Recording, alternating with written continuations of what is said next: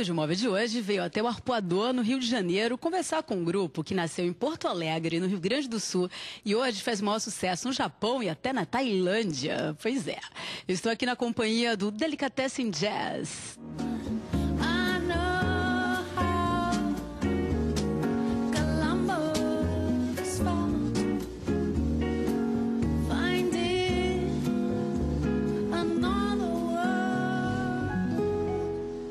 Vamos lá para o início, assim, 2006, quando vocês resolveram fazer o grupo.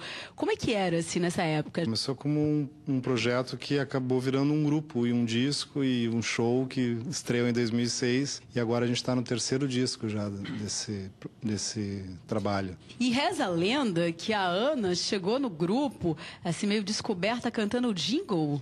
Jingle de propaganda? Como é que é isso? Exatamente. O grupo começou a partir de um cara que é um publicitário lá de Porto Alegre, aficionado por jazz, que queria produzir um disco de jazz com a batida da bossa nova, com elementos da música brasileira. E quando ele me ouviu num jingle, porque eu trabalho até hoje com publicidade, ele disse, é essa voz que eu quero pro trabalho.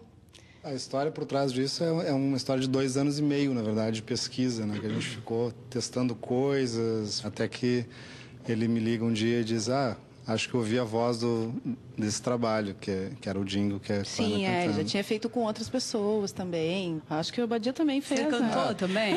Eu toquei tambucuíca. Ele tocou cachê de fósforo, outros caras fizeram e tal, e no fim acabou se realizando mesmo com a minha voz. Eu acho que a voz da Ana tem algo único, assim, de unir um pouco da delicadeza e também uma voz roquinha, assim, tipo a Doris Day, que é incomum, né? Essa é a intenção, realmente. É que tem no final dos anos 50, antes do Elvis estourar e acabar com o jazz, com a história, a música popular do jazz, o jazz como uma música popular americana, surgiu um grupo de cantoras brancas, digamos assim, né, que não vai nenhum preconceito, é só porque aconteceu isso de fato, né?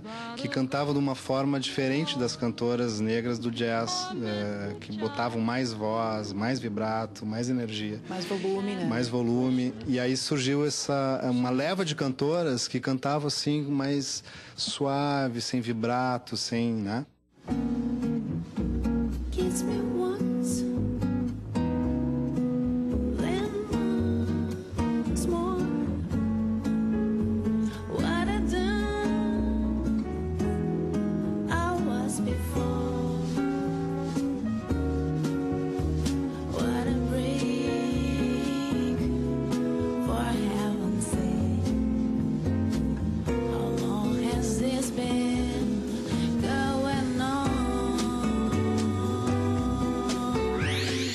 Depois do Teatro foi uma criação de um grupo de artistas, produtores, um diretor que há 15 anos atrás começou a trabalhar nesse cenário cultural, teatral de Porto Alegre.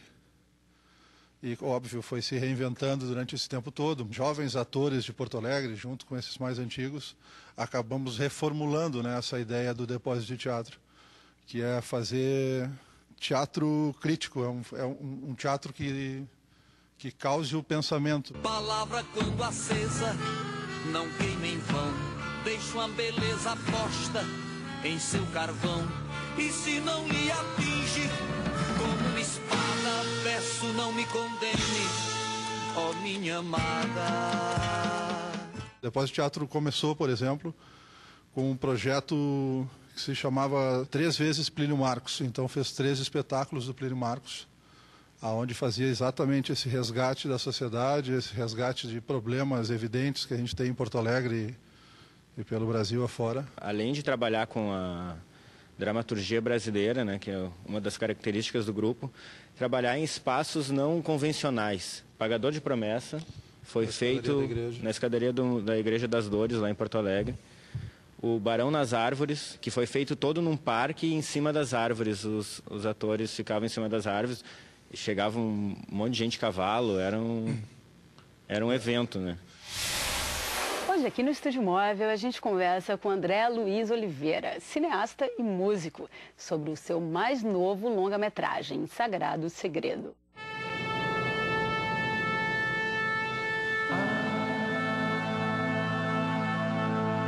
artists are those people who understand everyone, but is understood by none. Olha lá, é o início do filme. Vicente Paulo de Souza, Sebastião Borges Teles, Walter Ismar. Minha profissão é eletricista, cozinheiro, auxiliar de enfermagem. Faço o papel de Anás, Mateus, Maria. Interpreto o papel de Jesus Cristo. Pai, afasta de mim esse cálice. Eu assisti um pouquinho do Sagrado Segredo e vi que ali tem documentário e ficção, né? Uma linguagem, duas linguagens, um hibridismo ali. Fiquei curiosa para saber em que momento foi que isso aconteceu, hein? Teve algumas intenções e outras acaso mesmo. Eu fiz primeiro o documentário, chamado Teatro de Deus, e depois que eu vi o filme pronto, eu disse, mas é muito muita bola para pouca cena. Não tinha, era muito grande tudo que eu filmei. Eu precisava mostrar aquilo de outra forma, para sair do âmbito do documentário muito regional, para eles mesmo. Aí eu fundi, criei uns personagens que dialogam com o documentário e aproveitei e vi que era providencial isso, para poder provocar mesmo um deslocamento no espectador, uns espaços, umas cunhas, para que entrasse um tipo de experiência que eu desejava que o espectador tenha dentro do filme. Eu só não quero que no nosso filme a gente fique reproduzindo aquele papo de que a religião é o ópio do povo. Quando você lê um evangelho, quando você lê um livro, fica difícil você extrair aquilo do texto com toda a profundidade que é quando a gente está encenando. Depois do teatro, durante toda essa construção como grupo de teatro, em um breve período, talvez 3, 4 anos, teve uma sede, que era o teatro do grupo, que era onde o grupo podia trabalhar. E teve um momento dessa história do grupo em que teve uma sede. Teve um teatro, que também era um teatro alternativo, um galpão, onde tinham salas de ensaio, o escritório do depósito, o palco propriamente dito, né, que não era um palco, eram arquibancadas, enfim. Acabou se diluindo essa sala, acabou se perdendo, e o depósito segue trabalhando em um local que se chama Usina do Gasômetro, em Porto Alegre, com essa ideia, ter oficinas, formar atores, alguns que se sobressaem, eu não sei se essa palavra é correta, mas acabam integrando o novo depósito de teatro. Palavra quando acesa, não queima em vão, deixa uma beleza posta em seu carvão, e se não lhe atinge como uma espada, peço não me condene, ó minha amada.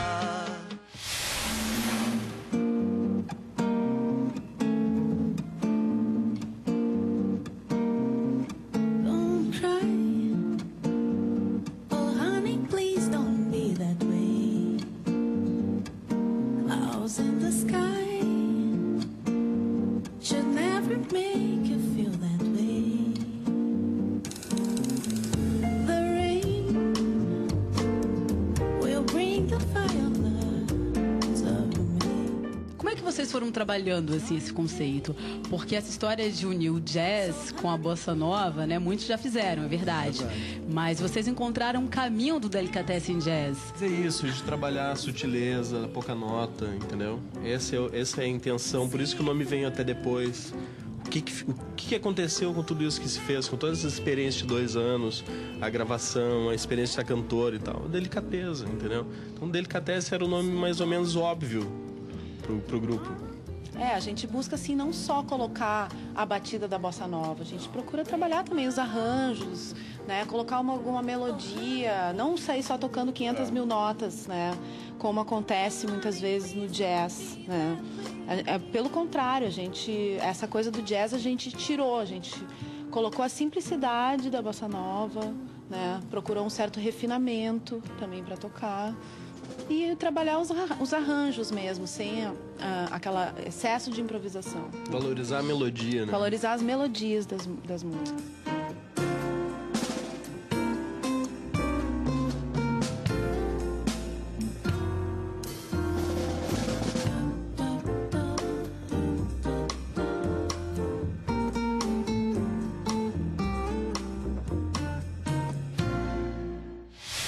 Do filme que uma equipe está filmando e aparece também, como é que isso se dá? Pois é, ele está fazendo um filme sobre a paixão de Cristo. Eu estou mostrando que tem uma equipe mostrando a paixão. Então, são vários planos, níveis de leitura do filme. E, ao mesmo tempo, está sendo comentada por um físico quântico e está sendo contornada pelo depoimento dos participantes da encenação. Então, esse mosaico, que para mim faz parte da nossa fragmentação humana, moderna, hoje, está totalmente imbricada na linguagem. Isso eu quero deixar bem claro, que ele não é acidental. Aqueles planos de leitura do filme são propositais para provocar mesmo um deslocamento, para que as pessoas tenham acesso a uma história bonita. Eu queria provocar uma emoção, um contato profundo com aquilo que aconteceu comigo quando estava filmando. Jesus was a mystic at heart. He discovered something by direct experience that now today with quantum physics we can validate. Eu vivo aquele personagem. Toda vez que ele olha pra mim, que eu sinto as dores, automaticamente essa emoção eu levo pro personagem. Eu visto mesmo o cara ruim, eu visto o papel, eu faço o papel por gosto, com vontade mesmo. No começo eu relutei, o choro vinha e parecia que a lágrima não se misturava com a água do chuveiro. Eu só tive sossego agora que eu falei, seja feita a sua vontade. Esse físico quântico que você fala é um cientista indiano, né, que é o Amit. Como foi que ele chegou na sua vida, assim? Como foi que você teve contato com a obra e o pensamento dele? Pois é, isso faz parte de um sagrado segredo também, né? Eu estava em Brasília fazendo um trabalho na Unipaz, estava lendo o livro do Amit, que eu já estava uns 4 meses agarrado no livro. O livro chama Universo Autoconsciente. Como a consciência cria o mundo material. É o nome do livro. Isso aquilo para mim fazia um sentido e eu estava muito mergulhado nesse livro. E de repente, assim, do meu lado, umas 8 horas da manhã, na Unipaz, tomando um café, eu vi uma conversa dizendo, fulano, você vai fazer o workshop do Amit? Aí eu com o livro na mão. Eu digo, ué, o que é que está acontecendo aqui? É um colapso quântico, alguma coisa? Eu disse, por que está tendo o que ele fez? Ele ali, ele vai fazer um workshop aqui em Brasília com um grupo de pessoas. Aí eu fui lá quase de joelhos, né? Porque eu achei demais aquela sensação. Eu me apresentei, eu disse, Amit, eu estou fazendo um filme sobre Jesus Cristo. Eu queria saber se você poderia contribuir com esse filme, porque eu quero contrapor à fé uma visão científica disso. O que é isso que nós estamos vivendo hoje? Que personagem é esse? Por que ele transformava as coisas dessa forma? Tem alguma explicação quântica para isso? Ele pegou minha mão e disse assim, We must work together. Eu estou escrevendo um livro sobre os milagres quânticos de Jesus. Então, sincronicidade daqui para frente, não nos perdemos mais. Isso foi no ano 2000. E aí, estamos juntos aí, trabalhando e vendo as coisas. Ele já editou vários livros aqui no Brasil e eu assistindo no filme, porque o filme é complexo de fechar, né? Mas ele deu uma força tremenda, ele participa do filme de uma forma bastante intensa. Os homens...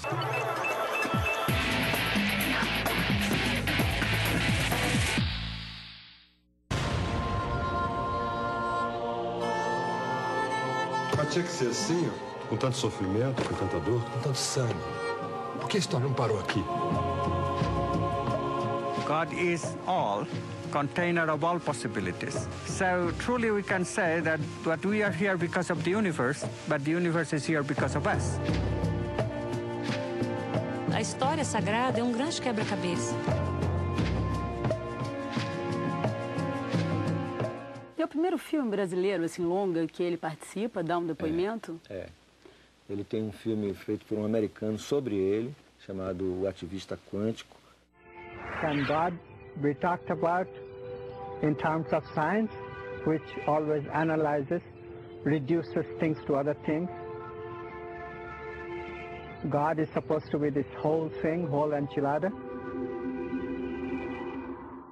E ele apareceu também no filme Quem Somos Nós. Ele dá um depoimento, pequeno depoimento lá. Ali é o momento pop dele, eu acho que ali muita gente passou a conhecê-lo, né? Exatamente, ele diz, became a movie star. I think the more you look at quantum physics, the more mysterious and wondrous it becomes. Quantum physics, in very succinctly speaking, is a physics of possibilities. Eu fiz um filme com ele também, em 2001. Mas foi chamado A Nova Ciência. Não, é um vídeo de 1 hora e 10 minutos, só sobre ele falando. É muito radical. Mas o que ele fala é tão interessante em todos os sentidos, que são 16 capítulos, que você assiste um capítulo e desliga e fica 2 dias pensando, depois assiste outro. Então, é um filme de difícil acesso, compreensão, mas não fiz com uma intenção assim também de... Mas ele circula assim, Livraria Cultura, está chamado Nova Ciência, Amit Goswami.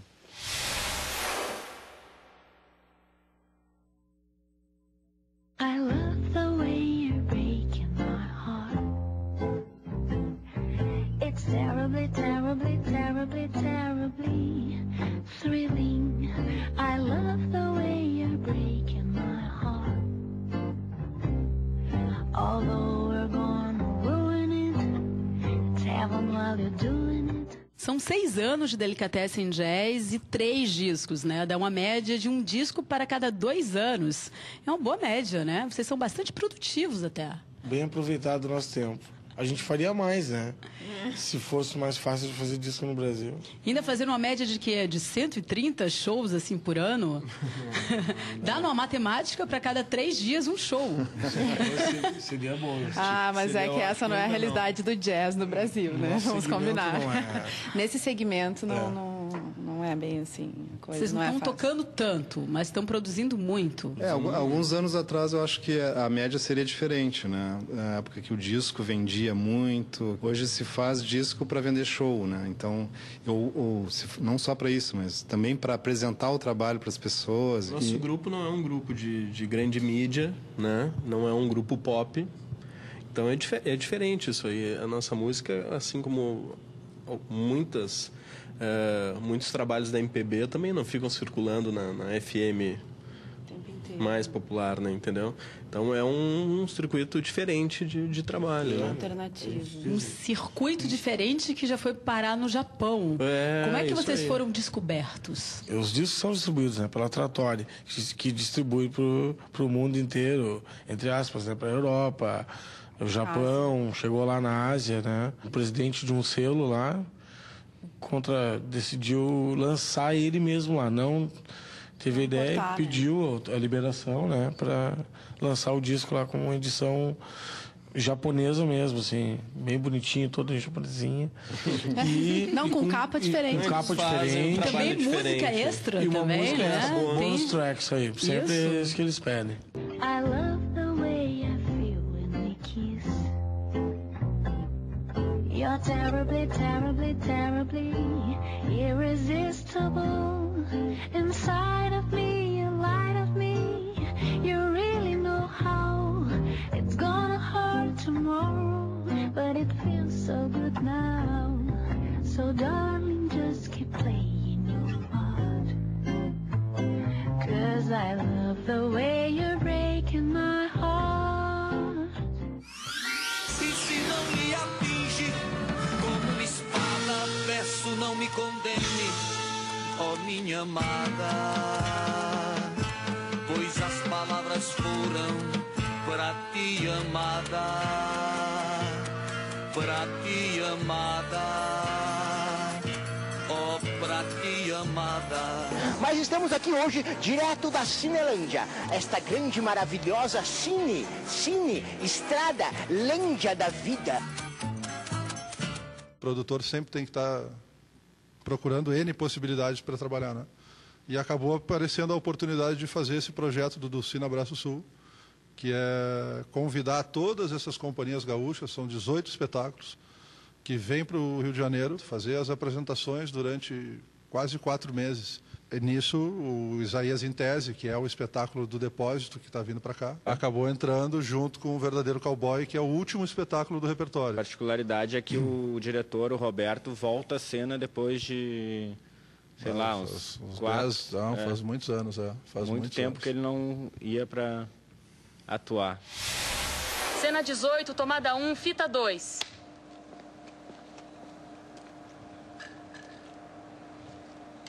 Fala pra gente seu nome, profissão e personagem na Via Sacra. Preto Rezende. Maria Aparecida. Minha profissão é eletricista. Cozinheiro. Eu sou técnico administrativo. Meu personagem é Maria Madalena. Judas Iscariotes. Interpreto o papel de Jesus Cristo.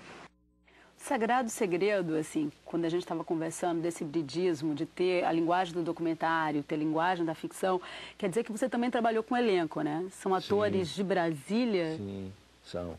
O filme, a parte documental, são, além da paixão encenada em Planaltina, que esse ano faz 40 anos, é muito forte a encenação, é muito poderosa. Lá em Planaltina, eles não permitem atores fora do âmbito da comunidade, globais, nem não globais, eles não permitem, porque ali dentro existe um trabalho de galgar posições dentro dos personagens. O cara chegar a ser um apóstolo, ele tem que trabalhar, Teatro se trabalhar. Orgânico, né? É, exatamente. Ali tem uma coisa muito forte. E isso impressiona e aparece.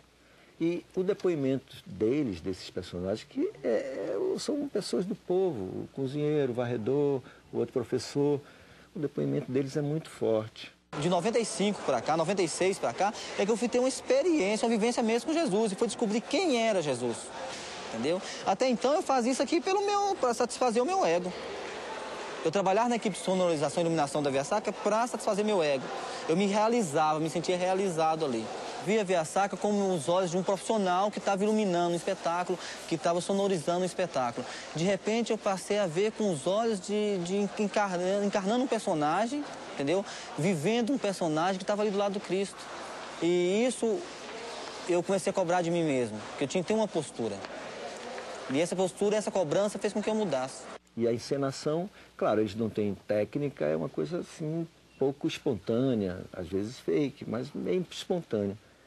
Então, colocar atores de teatro seria um desvario, porque ia criar um conflito na linguagem que eu queria estabelecer. Então, eu cheguei para os atores e disse, olha, vocês vão passar a experiência pior da vida de vocês. Não quero interpretação, eu quero que vocês sejam vocês mesmos, porque a interpretação eu quero que os amadores já estão fazendo.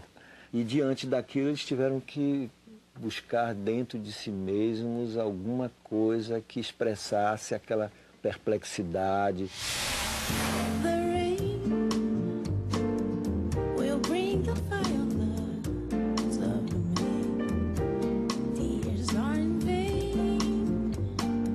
So honey, please.